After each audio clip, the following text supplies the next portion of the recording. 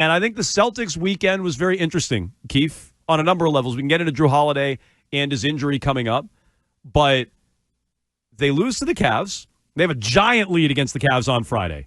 Tatum, you've seen this cutaway now of Tatum. Of course I have. F out of here, Cavs. It's 25-3. He's telling him to get out of his building. Brutal look. Next thing you know, they're basically run out of their own building. You lost the game. By Cleveland, who they've now split with on the season series. I think that game meant way more to the Cavs than it did to the Celtics, but you were still up 25-3 and you lost the game. Then yesterday, they tried their hardest to blow the lead, but credit to the Celtics, who were without Porzingis, without Jrue Holiday. They're able to hold off Denver, making a comeback yesterday. Derek White with a big bucket in the final minute of the game to make it a two-possession game and ultimately pull away from Denver.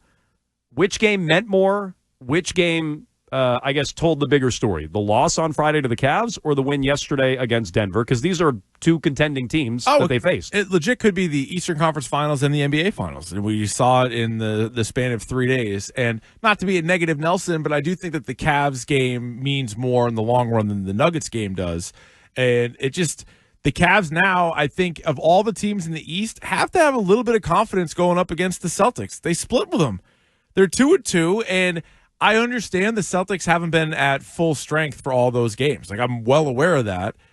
However, are you going to guarantee me the Celtics are going to be at full strength come playoff time? Because that's how I look at it. Last year, the Celtics did have a pretty beneficial run, meaning everybody they faced seemed to have some sort of injury along the way, and they won a title. What's to say that that won't impact the Celtics this year more than just Porzingis? I know he missed like half the playoff games last year. But if you miss a couple of guys, which might not be the craziest thing to suggest, how's that Cleveland matchup look now? Like, Cleveland's pretty tough. They have guys that can hit big shots. They got Donovan Mitchell, obviously. They got a couple of bigs. Like, that could be a tricky matchup if the Celtics are undermanned. If the Celtics are full strength, I'm certainly going to take them. If they're missing one of their top 7 or 8 guys, I'll still take them. But if they're missing a couple of guys, I think you have to at least give them the chance. Whereas before you felt like they had such a leg up over the Eastern Conference that they could be without 2 of their 7 best guys and it wouldn't matter. I think now if they face Cleveland in that same scenario, you have to at least give it a little pause. Believe it or not, I would put more stock in the win yesterday than the loss on Friday to Cleveland. But it's because I just still don't fear Cleveland. Maybe I'm living in the dark on this. You better wake up. They've been good all year long. They've split with the Celtics. Like, maybe I'm still asleep on Cleveland. I acknowledge that.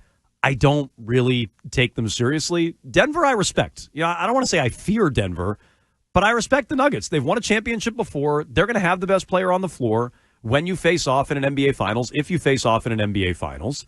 And so I put more stock in yesterday when you're going against a team I respect and believe in and think they're a true championship contender than a team that, yeah, they're a good Eastern Conference team, but I don't know that they're a true contender in the Cleveland Cavaliers. They've won 50 games now, which is pretty remarkable. They're 50-10. Right, but we've talked about this before. No, I know. They could be the Atlanta Hawks winning 60-plus games and teams like this where... I think Mitchell's better than any player those Hawks teams had. I think he's better than Joe Johnson. I think he's better than, Mike Bibby and whatever else they had. Marvin Williams. I think he's better than those guys. But we've seen teams like this, especially in LeBron's time in the East. Other teams would come in, they'd be the 1 seed, but they were the 1 seed, ceremonially, basically. They had good regular seasons, but you knew when LeBron and the Cavs or LeBron and the Heat or whoever it was dug deep, they were the better team.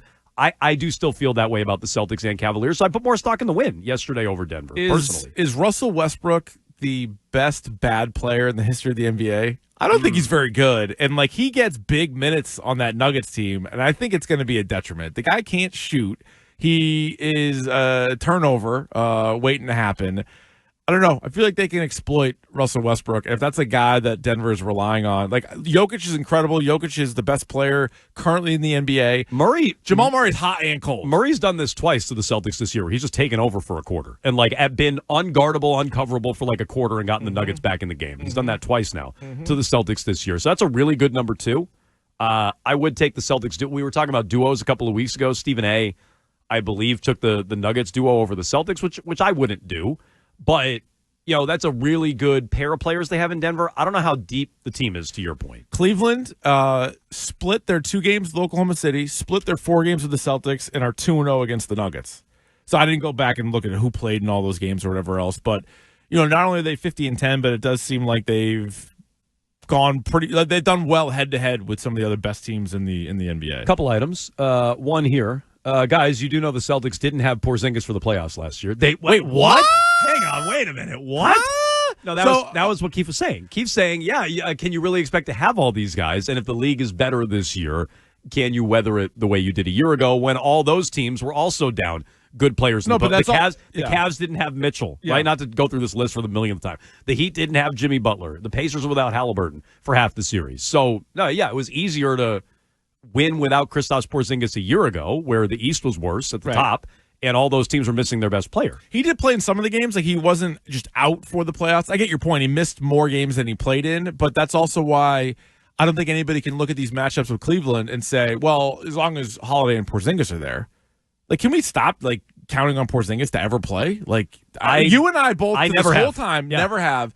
But I feel like every once in a while you get they didn't have Porzingis. Like, okay, get used to saying that. Right. Like, that's just sort of what it is. And now when he's out there, great.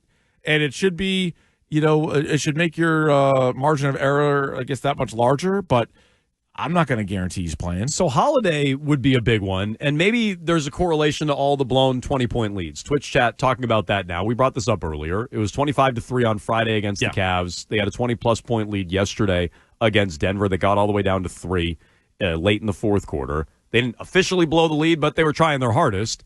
I mean, how concerning is that against top-tier talent that they can't put these teams away, or it took them a while to put away Denver yesterday? How concerning is that? Yeah, it's been a bit of an issue for them all season long. I mean, you go to the Cleveland game on Friday, when you're up that big, it's the NBA, so there are always runs, right? So if you're up early, the game's not over, obviously, but you should be able to still win that game. Like, even if they come back, you got to be they should, what they always say, there should be a ton of energy exerted for them to come back from a 22-point deficit, where you should be able to level it off and then regain the lead, take control. They should be better at home than they are. That's also part of the whole issue with the Celtics. But I do think, and we saw in the playoffs last year, even though the road was fairly easy for them, there were games that were close, Indiana and whatever. They were really close games. I mean, that Indy series was quite close. Pretty tight. For how lopsided it was. Was it a sweep? It was a sweep, right? For how lopsided it was. I mean, Andrew Nimhard had these crazy games. But Jrue Holiday was always such a calming presence that it felt like, as good as Tatum and Brown are, they needed Holiday to sort of calm things down at times. And, save a possession here or there that maybe if you didn't have him in there, wouldn't have ended the same way. So, I don't think it was a coincidence that the first year Jrue Holiday was on the team was the year that they broke through and won a title. And if he's out, I think he's more important than Porzingis is. Porzingis is more, if you're just ranking the players on the team, he'd rank higher. But as far as importance to the team and moments like this, in the game on Sunday or Friday even, I think he has more value. So you can jump in on this. 617-779-7937. What was the more noteworthy game this weekend? The win over Denver, where they held off the Nuggets, tried to blow a 20-point lead, but didn't. Got the victory. Or was it the loss on Friday against Cleveland at home, up 25-3, and wound up losing going away, even when Tatum and Brown were going off in that game? Again, 617-779-7937. We can get into the blown 20-point leads. And the correlation with Jrue Holiday, I think you and I have been actually pretty consistent on this, Keefe. If nothing else. I've given Holiday quite an excuse all year. And it's I guess, soft on my end to do it. But if you're asking me what I believe, Jrue Holiday being invisible for most of this regular season, and invisible might be too strong, but just take a step back. But just not great. A step back from a year ago. It's not a very good regular season. There's a lot of miles between a deep playoff run last year and Team USA basketball and everything else like that for an older player. I've given him the free pass because I saw it last year. I didn't love his regular season a year ago either. No. And I was more vocal about it then. And then you saw him flip a switch in the postseason. I was fearful about the whole team coasting and the whole team trying to flip a switch. I'm less concerned about him, who feels better at picking his spots and conserving energy. I'm willing to give him a benefit of the doubt, but if he's going to miss an extended period of time with mallet finger. Wasn't that your nickname in high school? It's on my basketball reference page. It's Mallet Finger Jones. And so I mean, a lot of prom dates, this guy. How does he come back from it? How is painfully, by the sound of it? Is he still dealing with lingering effects from it? I think that's a legitimate question about this team. I'm much more concerned, to your point, about not having Holiday at full strength than even not having Porzingis, period. Like, they've already proven they can win without Porzingis. Right. They haven't proven it without Holiday. Yeah, no, it's obviously a we shall see situation with how long Jrue Holiday is going to be back and then how long it takes him to, acclimate back in. But they don't really need his scoring, right? So if his finger is messing up his shot and all that stuff, he's still one of the best perimeter defenders in the NBA, and he's just such a true veteran and winner that I think if you have him out there, you're still going to rely on Tatum and Brown and even White to do all the scoring, right? So I think just having Holiday, it's still forever away until the playoffs and everything else. So I guess it's just mallet fingers crossed that Jrue Holiday is able to come back healthy enough. I'd keep an eye on that one because Terp came in late last week. He's like, guys, this injury with Holiday could keep him out for a while. Serious, yeah. Like it's no joke. It could keep him out for a long time. And so we'll see. We'll talk to Terp on a Celtics Wednesday at high noon on Jones and Keefe. We'll get you the Jones and Keefe bracket coming up here before the end of the hour at 11:45. We'll release all 4 topics. You can vote on social media, and you decide where we're going with our Jones and Keefe bracket. We take no responsibility for this. No, we put this in your hands. The ball is in your court. That's right. Up to you what we're going to do for topics. We'll let you vote for 24 hours. We'll have the topic decided by tomorrow, and we'll come out with the bracket beginning in the middle of the week on Wednesday. So mark that down. We'll also get to the Bruins before the hour is out. Interesting point here on the text line. This is a weird comment from Mazzulla after the game. Did you see this? Where he basically said Jokic, rather, isn't part of the game plan. I don't understand that. And you never know with Mazzulla. Like, is he trolling? Is he I don't know. Being serious? It was a strange comment. Yeah, no, I heard it. I don't know. I don't really get it. So because he was but then he was also giving Horford like a ton of credit for how he played on him. So it was like, all right, clearly you talked about him. I would like to think like what? I would like to think Jokic would be part of the game plan. That's probably where I would start if I were the Celtics. I think that was his way of trying to give credit to the players around Jokic, and it's like Jokic is going to get he's going to put up his numbers, and it's about everybody else. Like we're not going to be able to take him away. I think that's what he was trying to say, but it was a weird way of putting it. The text line says that comment is proof the Celtics still have a coaching disadvantage.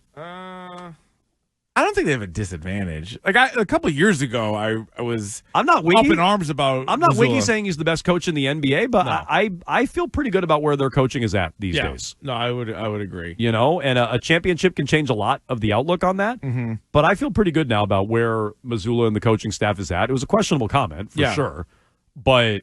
Yeah, no, I feel a lot better about Mazzulla this year than a year ago, and a championship can change your perspective on that. Well, that obviously helps, but think about all the times we were screaming about timeouts or screaming about fourth quarter rotations. I think what happened was Brad Stevens actually gave him fewer good players, which worked out, because I think he had a hard time balancing the minutes for all the guys that he had. And they're like, all right, just use these guys. You can't screw this up. I always go back to the examples of Derek White would be having a great game and then wouldn't play in the fourth quarter. And you're like, what happened to Derek White? And he was like, yeah, I forgot. Like, you forgot? Yeah. Like, you forgot that you had that guy available to you? There's so much less of that where we're kind of ripping our hair out about timeouts, knowing, hey, Joe, you have timeouts. You can try to stop a run.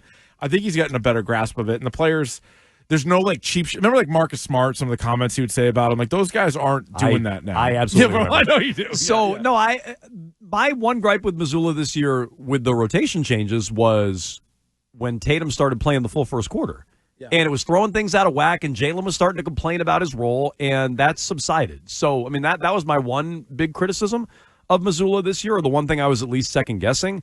I feel better about his ability, again, this year than I did a year ago. I wouldn't take that comment, other than how strange it was. Yeah. I wouldn't say that's evidence the Celtics still have a massive disadvantage because – I don't think he's the best coach in the league by any means. Again, I'm not wiggy on this, but I don't know. How good is Malone? Like, do you love Mike Malone on the other side yesterday? I just think Udoka's great, and then everybody else is kind of out there. Yeah, that's kind of the list. It depends on your players. Spoelstra, Udoka, and then everybody else. Yeah, player depends on your player. Yeah, I mean, we're seeing that with Kerr. Maybe that's the real answer. Like, Mazzulla's less maddening to me, but it's still going to be about the players and the talent. Definitely. And I don't think Mazzulla's going to get in the way of that. That was my fear. And they've proven that not to be the case. So Cleveland Denver is as good of a back-to-back as you could probably have in the NBA as far as like challenges. The two other games coming up though in the next week and a half. So they have some terrible teams like Portland and Philadelphia this week. So Philadelphia shut down Joel Embiid. Like, what a disaster. Saturday though, Home against the Lakers. I know. Home against Luka and the Lakers. Lakers have been playing well. Are they the 2 seed in the West right now? They are. Yeah, The Nuggets lost yesterday. Put them in. Yeah. How about that? So already, and I still don't think LeBron. I still don't think LeBron and Luka look like they're playing great together. Luka Doncic, though, LeBron James. stud. But they are the 2 seed in the West, 38-21. And then Wednesday the 12th, they're home against Oklahoma City. So this super long homestand, you get Donovan Mitchell, Jokic, Doncic, and LeBron and Shai Gilgeous-Alexander in Oklahoma City. It's a good stretch. Good run. If you got like a 5-game bundle, those are the games you wanted to go to. Oh, it is. And so I think personally, and Keefe and I disagree on this, I think the Nuggets win yesterday was more telling than the loss to the Cavs on Friday, but I haven't really given the Cavs a fair shake You don't all like year the long. Cavs all year? That's fine. You're That's dug true. in. It's going to have to be a Game 7 of the East Finals for you to be like, oh, yeah, Cavs are decent. Yeah. Cavs are good. And even still, I'm going to be like, No, I know. We all know Well, who's they'll winning lose. Game 7. Yeah, They'll lose exactly. that. So that's kind of how I feel about that.